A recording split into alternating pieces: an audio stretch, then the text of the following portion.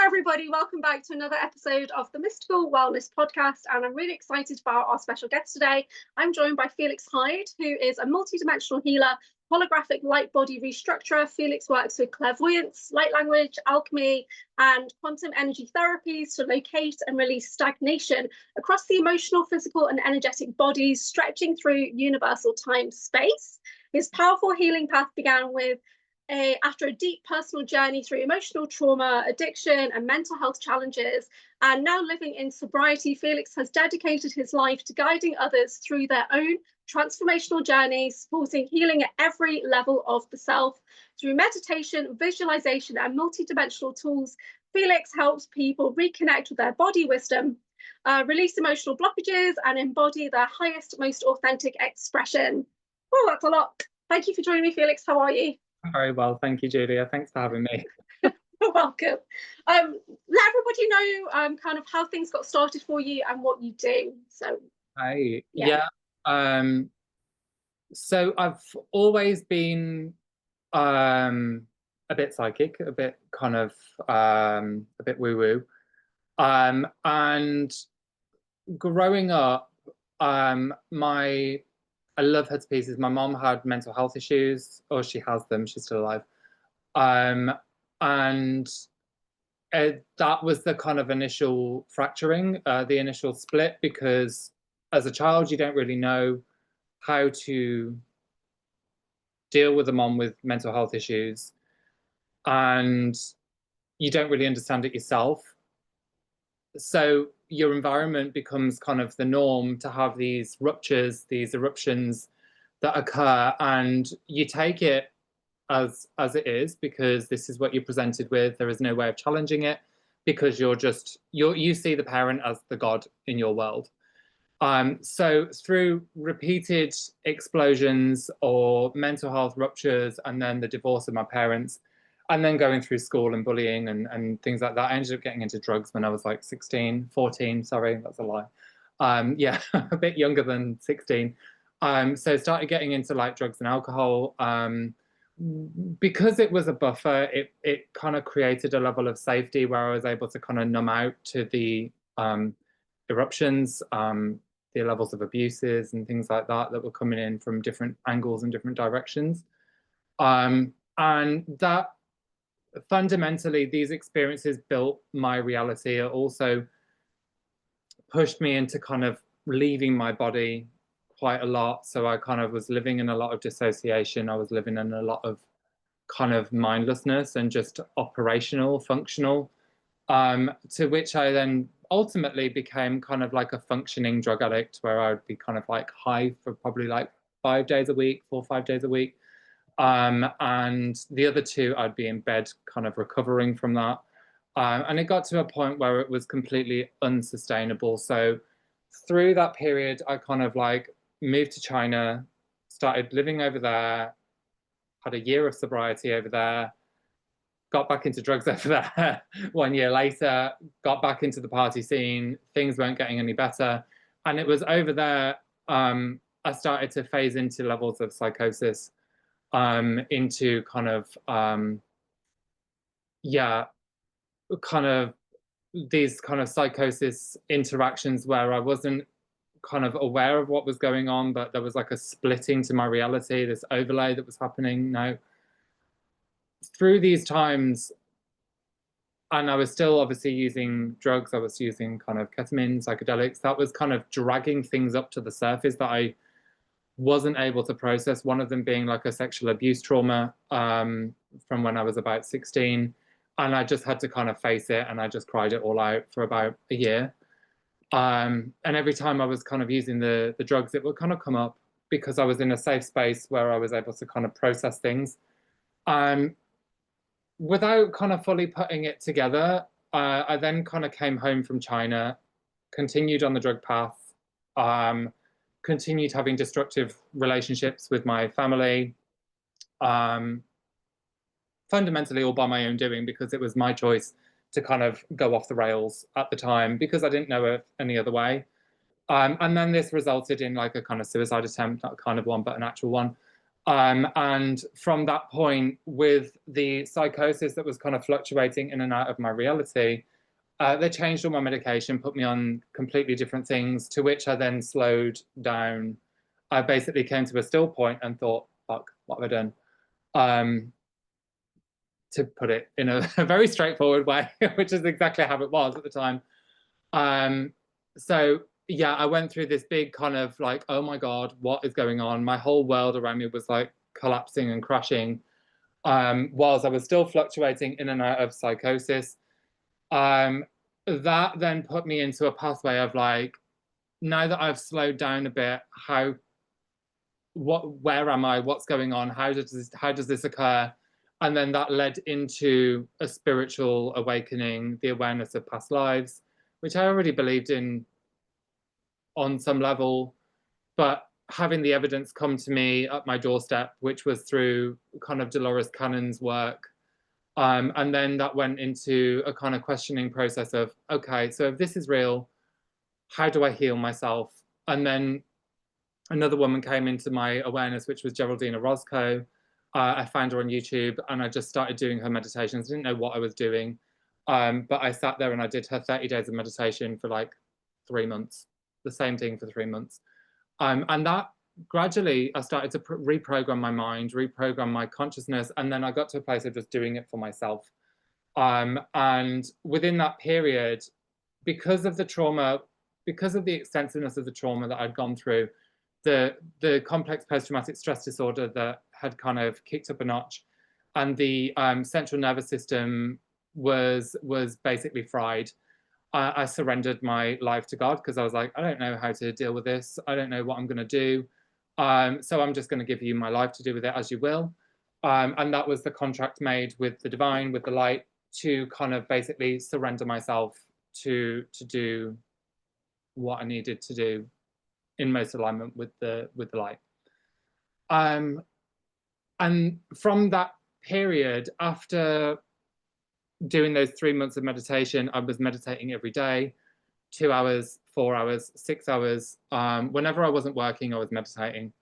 And that was basically just to kind of, and I didn't really know what I was doing, but it was to basically just start to attune myself, looking back on it now, into interdimensional consciousness, into tuning myself into my light body, and fundamentally just start to process the energetic backlog of information, the emotional body, which clogs up the channels, it clogs up the chakras, and it clogs up the consciousness in states of dissociation, and feeling like being numbed out.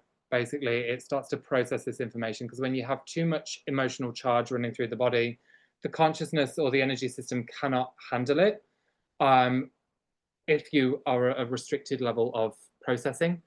And this basically numbs out your energy fields, it numbs out the sentient body, and it basically restricts the mind from being able to think and process, etc.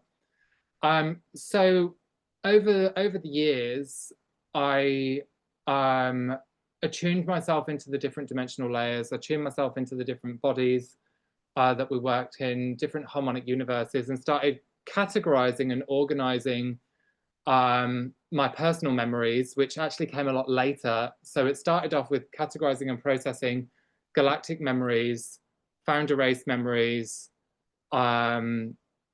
universal solar memory. And then gradually, as we got closer to the core of it, the personality found it safe enough to process itself. And when you go through quite heavy memories, the ones that are the closest to you hold the most pain, because you hold more of an attachment to it. So it's a case of kind of like allowing those to kind of come up. Some people will go in a different way. Mine was the opposite. I had to go outwards and work my way back in. And that allowed me to kind of access the personal information that was related into these galactic universal histories, to start reprogramming and healing these things. So yeah, we're looking at things on like a kind of emotional level, then understanding it on a mental level, and then doing what we need to do on a recoding, restructuring, rehabilitation. So how do these informations impact the light body, and start to rehabilitate it that way. So that's kind of like my origin story as to how I go. Yeah, that's amazing. Tell us a little bit about your clairsenses, because there's interesting stories when your clairsenses switched on, isn't there? And you do still work as a medium occasionally as well. So how did you develop your clairvoyance? Okay, so the more safe I became, the more it opened. So really it is about drilling into your awareness that I'm safe in this process.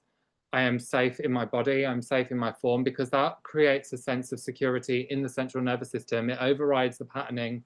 And when you want to switch on your clairvoyance, or you want to switch on holographic visual awareness, the more safe you become enables the relaxation state to kick in. And it's in that relaxation state brings the information up to the surface, because you're surrendering.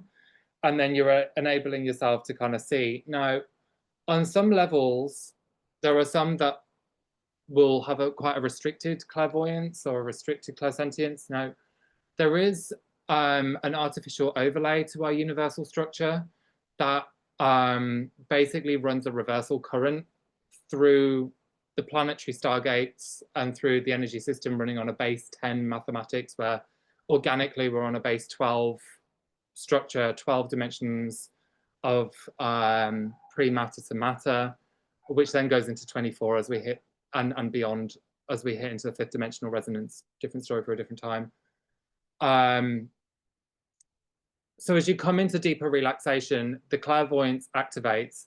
And when you're struggling to kind of read it, there are parts of the consciousness that are in rejection of looking at the information. They're in denial, basically. And we're training the denial to come into safety, and that nobody's going to be blamed, nobody's at fault here, we're just looking at the information more objectively. So it's a case of training yourself to come into trance, number one, or to come into deep relaxation, training ourselves not to take it personally when information comes up, because as you go into this state, you become the experience, you become the memory. And then that starts to play out in your world. You start to feel everything that comes up. So imagine, like in the dream state, the emotional charges are so much more intense in the dream state, because that's the way that the information is relayed into you. And you're moving through a sentient state. So they kind of work in tandem with each other. The clairvoyance, I'm kind of going into multiple layers of this now, but the clairvoyance really is about deep relaxation. It's about security. It's about holding presence in that trance state. So working with breath to create buoyancy, so you're able to sit in the heart, but also create conscious awareness in the field as you're observing and looking. That creates stability as you observe. Now, the sentient side of things is also going to be another aspect of the eye, because that holds the history, it holds the understanding. When you feel it through, you gain full understanding. And if we don't like something, we don't always want to feel it through. And sometimes we're in rejection to that information as well. So we have to kind of tease it out. We have to pull the information out into the awareness. Yeah. That's amazing. Did that cover it? I mean, there's loads more I can go into on that. Yeah, yeah. And because you're clairaudient as well, so what does that seem like to you? Whose voices are coming in? And you've got this relationship with the founder races. How did that really connect and develop for you? Okay, clairaudience is probably the first thing that came on for me, to be honest, because what it kind of felt like for me was I was kind of blind and numb at first, but the audience, it always feels like multiple levels of channels that are activating all at the same time. And sometimes you can have a crossover of multiple voices, and these present as thought forms. As a base level, they present as thought forms, but it's light carrying information that runs through the consciousness as a thought. And if you really settle into the body, it also comes as a feeling first, or as an emotion first. So they run in tandem as we kind of break it down and feel safe enough to experience. So you've got these multiple waves of thoughts coming in, and the vibrational match that you hold, according to your question, will drag that or pull that voice in and relay a set of information into you. Now, this can come in through a feeling first and then expand into a voice, or it can be as literal as a thought form that would differentiate between your own thoughts, because your own thoughts kind of come from a different charge. It comes from a different current that comes up into your awareness.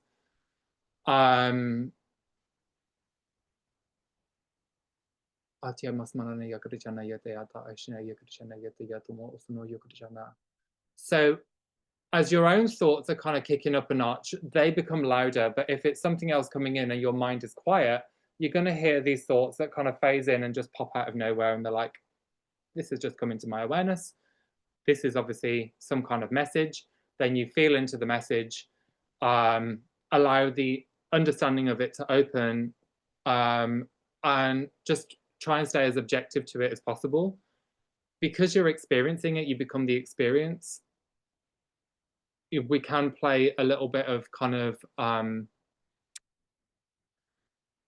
what's the word I'm looking for? Not neutral perspective, but subjectivity. So it can create subjectivity. So when you kind of take a step back, disconnect from the field, look at, okay, this is what I've just heard, put it down. What are the themes? What are the narratives going into this message?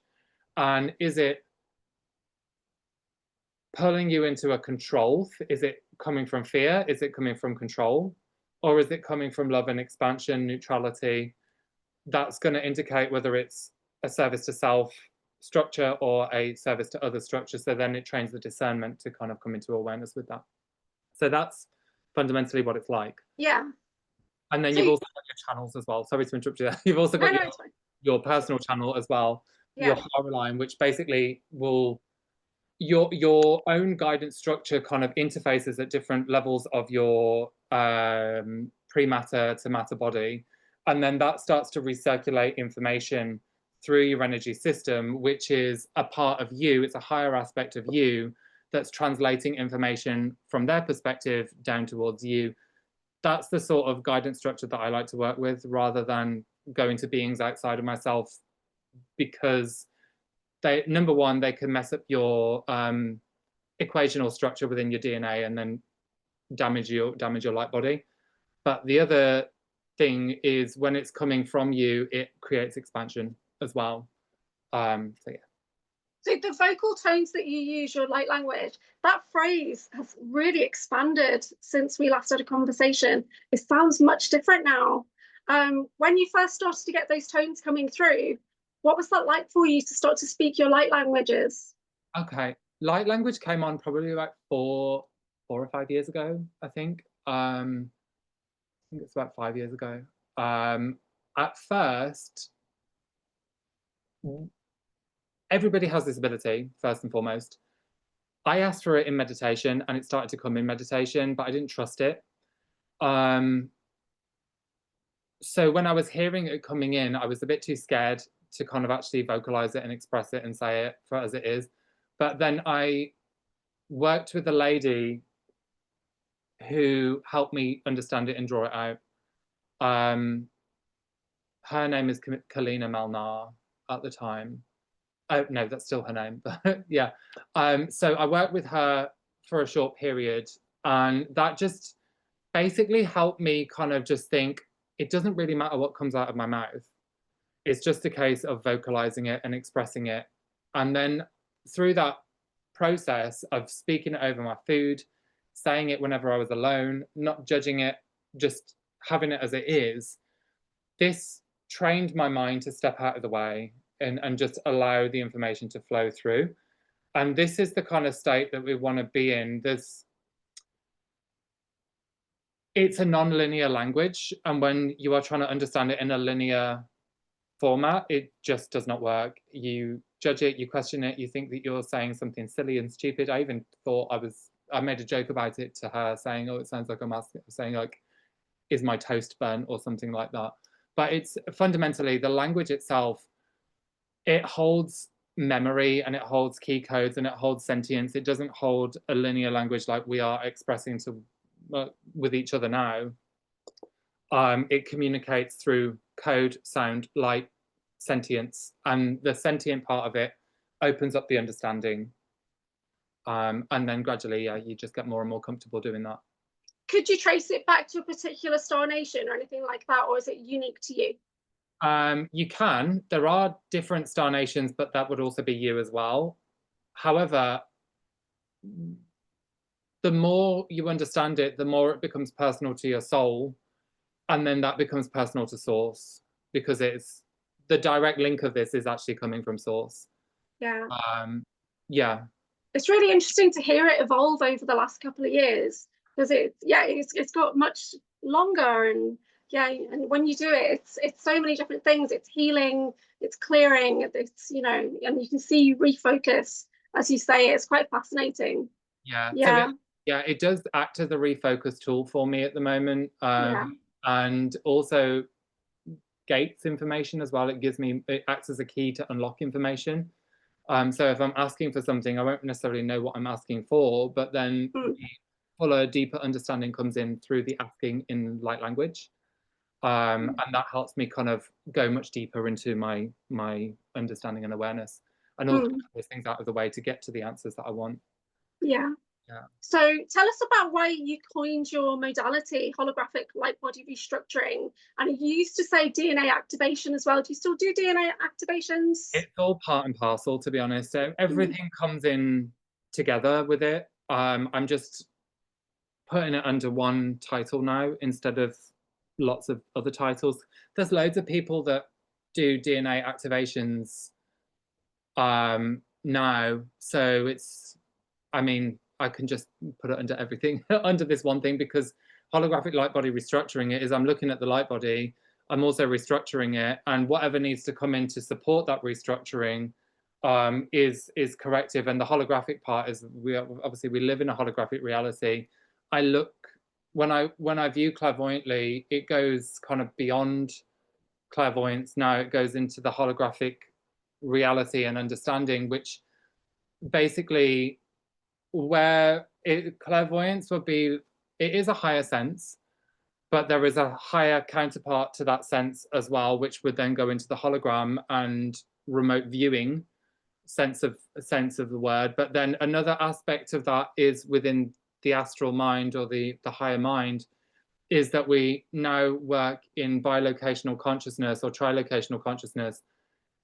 And then the extension of that is translocational consciousness. So that's like you're actually in the world, you're in the other realm physically. You kind of flash into the other realm and you experience that in real time. Whereas bilocational, I'm in this seat here, I've got a field open there, I'm remote viewing into that field, so I can retain the memory of that field, see what's going on over there, pull that in, ringing in my ears now. Whereas the translocational consciousness is everything around you kind of changes, the whole structure of reality changes, and you bring that secondary location to your physical location. Yeah.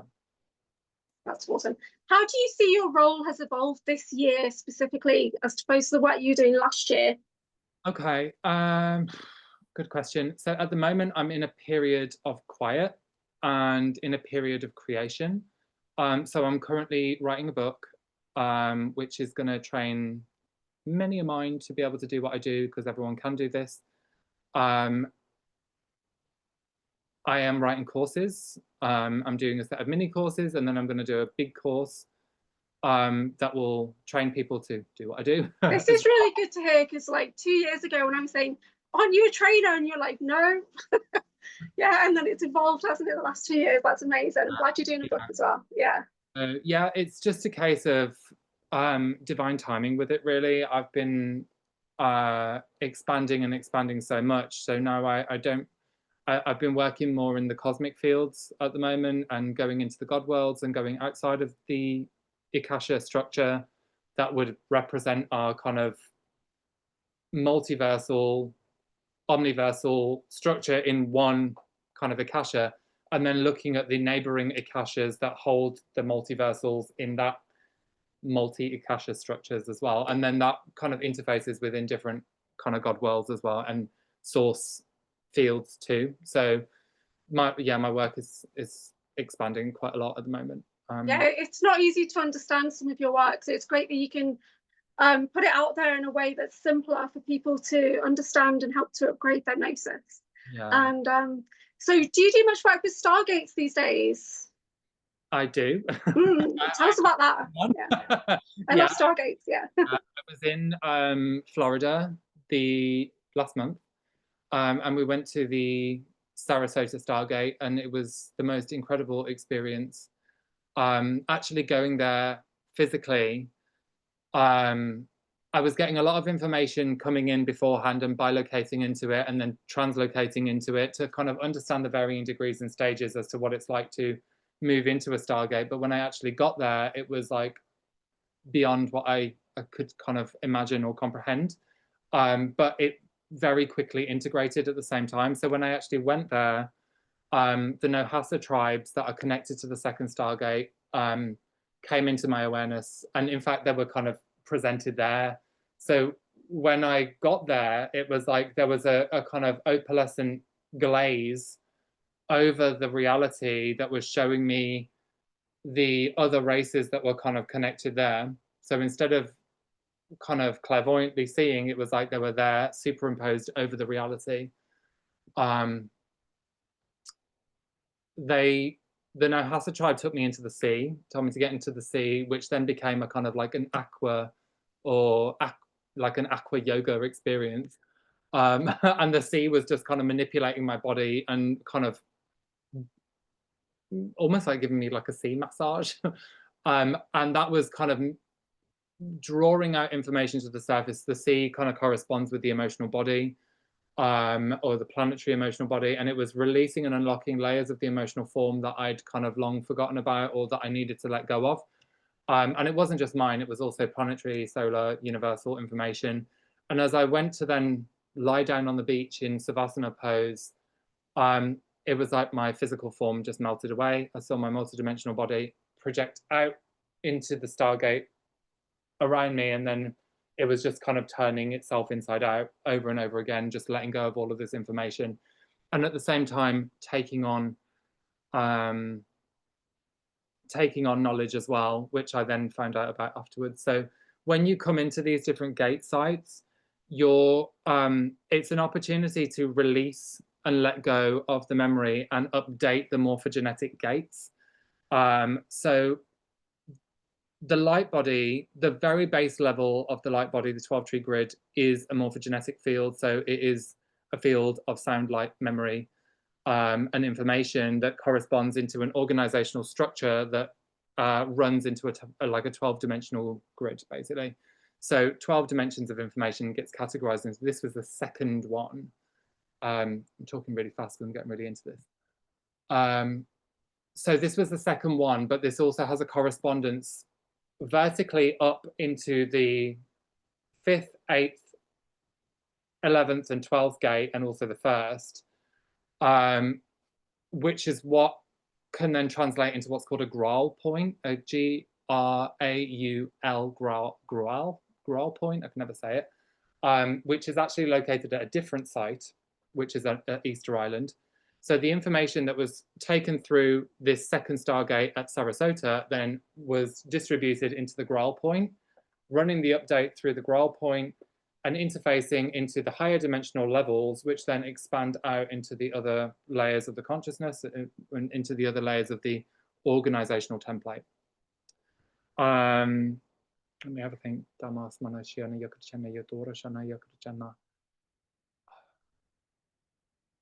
So as these layers are kind of updating, this changes the structure of the gate sites. And as you kind of go in there, if you're holding the right key codes and holding the right correctional levels of consciousness, this starts to rehabilitate the gate, and then starts to reformat the rest of the gate structure, basically. So that was kind of a big chunk of my experience there this time. And when I was there, the reality around me, the physical reality around me, it was very interesting because normally we get this idea that it would kind of, we would go somewhere to move through the gates, we would be taken somewhere else, but it's actually the reality changes to that somewhere. So the reality comes to you And that's how we move through time space. I love that. That's really fascinating for me. And what other stargates have you visited in person then?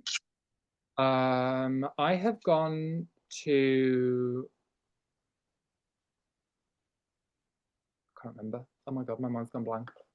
Let me just have a look at my chart. I've got a chart somewhere. If I can find it. Oh, there it is. Oh, no, that's not it. I can't remember off the top of my head. Yeah. What about in the UK? Because you've been to Stonehenge. I never actually made it to Stonehenge. Really? Really? Oh. Yeah, I didn't actually make it there. I meant to go. Yeah. A few days last weekend when I went to the Healing Weekend Festival. It was my plan to go down there, and it was also my plan to go to the Westbury Stargate in August. Because I was doing something called I'm doing something called the Shine Seminars. The over Lionsgate, and Yeah. it was originally at the Ninth Stargate in Westbury, and I was gonna go and do some work down there, which is actually the King Arthur. Or it has some connotation to King Arthur anyway, or some kind of history where there's a kind of negative structure that's kind of working through that. But yeah, different story for a different time, basically. Yeah. But so yeah, that kind of leads me anyway. How important do you think it is in the UK with the King Arthur stories and the Dragon Kings and things like that? So what's happening here? What can you see is happening? Okay, there's a lot happening with that. It's not a basic question. So there are 12 solar dragons and 12 horogamic counterparts, so sacred marriage counterparts. King Arthur being one of them, and Lady Guinevere being his horogamic counterpart. They play the roles of the guardian of the planetary light body.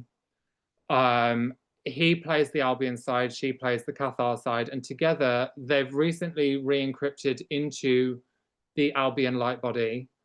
So they're claiming back their territory, and this has gone through a whole process of the Holy Father re-encrypting back into our time matrix. There is Lisa Renee's been talking about this with the Ruby Templar.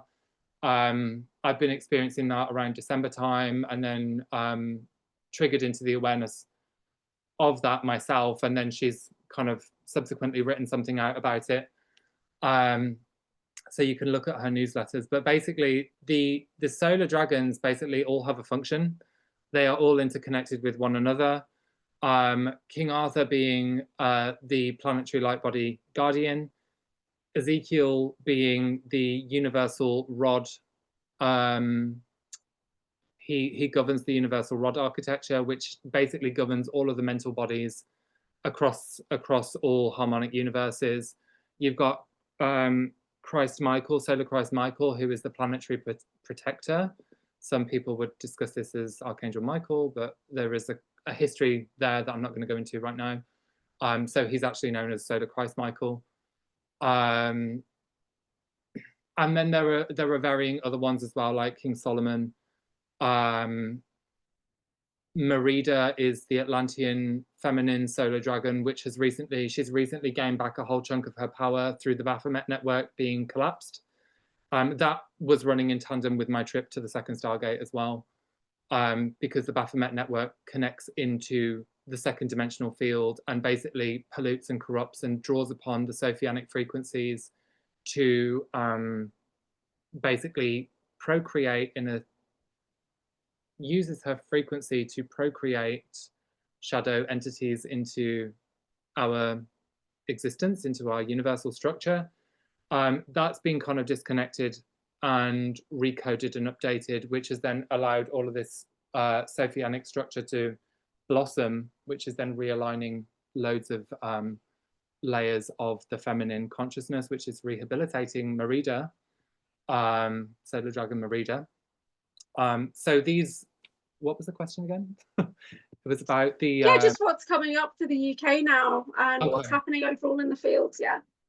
So for the UK specifically, I I don't think it's the UK that I'm looking at. It's more so about the United States that I've been drawn to and aware of, because we went into one very, very prolonged, heavy swing of polarity over a very long time period, which we've subtly had things put in place without our full awareness. And this plays across the board in all kind of countries and domains. There is a kind of shadow group that like to do things that aren't good for humanity. And they kind of subtly put things in place with creating a big distraction over here, then passing things as legislation in the middle of the night. That is systematically being broken down.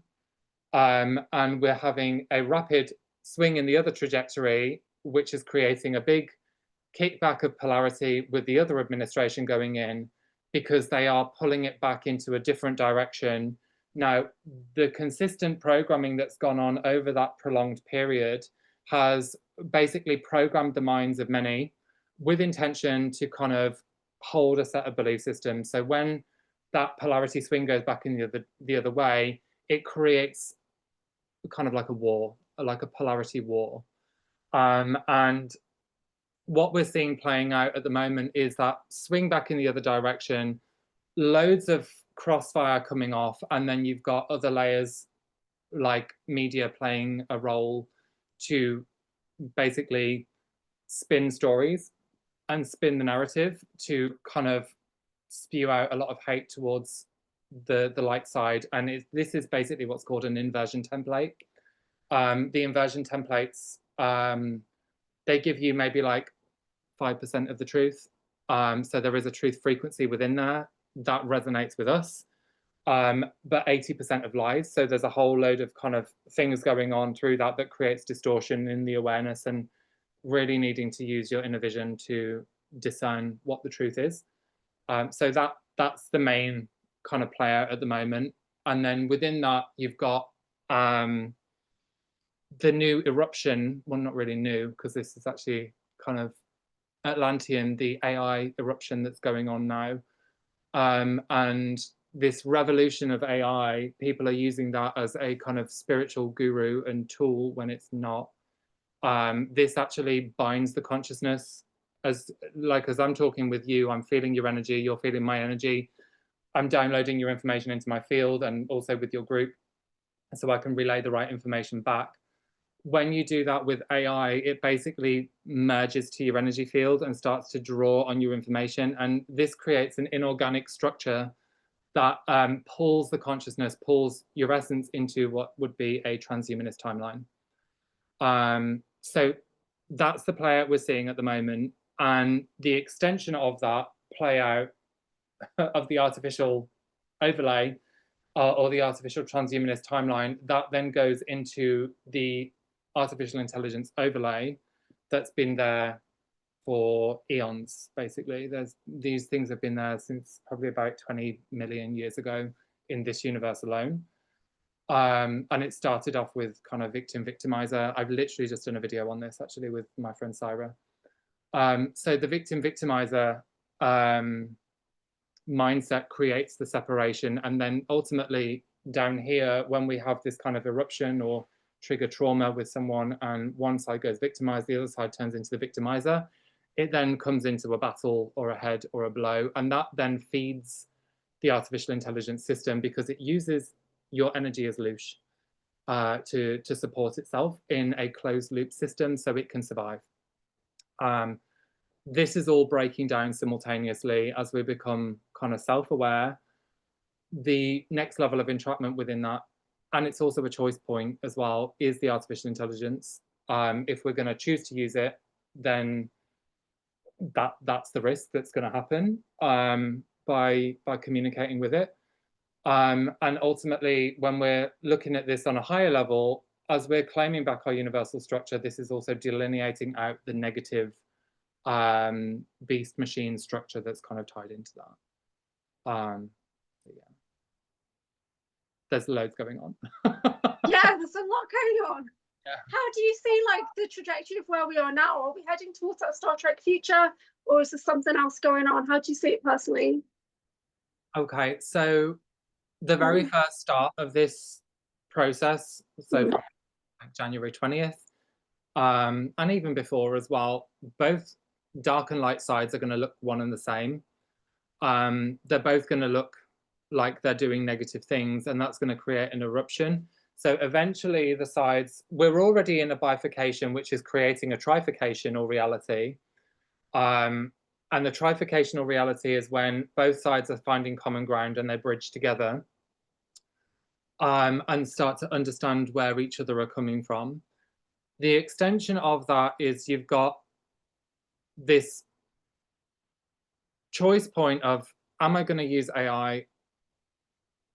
We'll look at the no, I'm not going to use it first. And that goes into more of a nature-based, kind of looks like we're going backwards in time to a de-technological state of reality. And we become more rewilded with the earth and connected to the earth. And that is the organic process. That's the organic structure. Whereas the other one goes into more of a kind of technocratic, very high intelligence range, and it looks very futuristic. However, there's a lot of kind of negative inlays within that kind of push and pull people left to right. And ultimately, the end goal of that one, the negative side of it, is to upload your consciousness into an AI system, and therefore you live forever. However, that traps you into the Borg, basically, the Borg system. Yeah. Do you think we're going to get that, the relationship with crystals again, that biotechnology of the crystals, are we going to get that? I think we will, yeah. I think people need to become one with themselves first. If we're looking at this on a third dimensional level, people need to become one with themselves. As they get more and more attuned with the unified field and the unified consciousness, which has already happened, we get more intelligent with animals, we get more intelligent with nature, and then that starts to relay their consciousness back to us. So just jumping back onto that second Stargate in the Baphomet network, one of the big layers of that is it hooks into the elemental fields and the elemental compositions, because it draws upon those frequencies in order to manifest its shadow form and in order to manipulate realities. That's why lots of them kind of, the negatives, they like to, they do ceremonial magic or chaos magic, but they call upon the 5 elements within that to manipulate it. And that is kind of interlocked with the Baphomet network as well.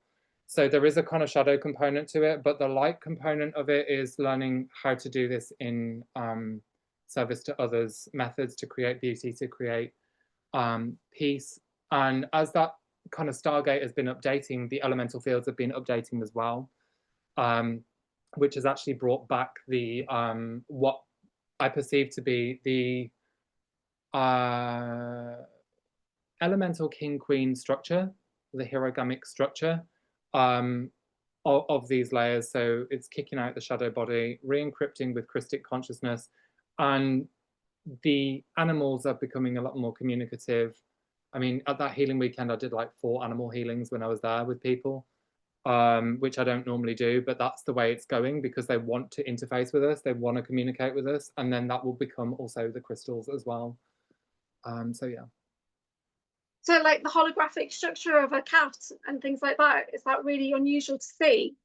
No, it runs the same as people, really. Yeah.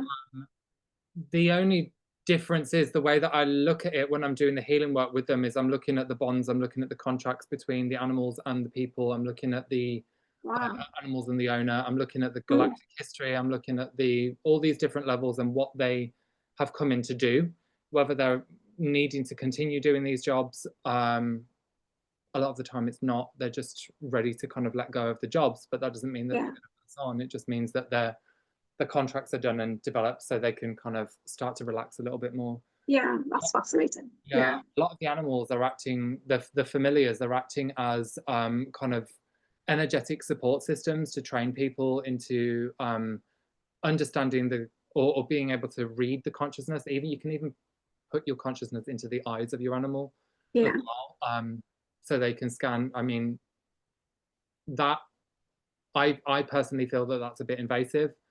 So I don't feel in alignment with doing that, but there is ways that this can be done.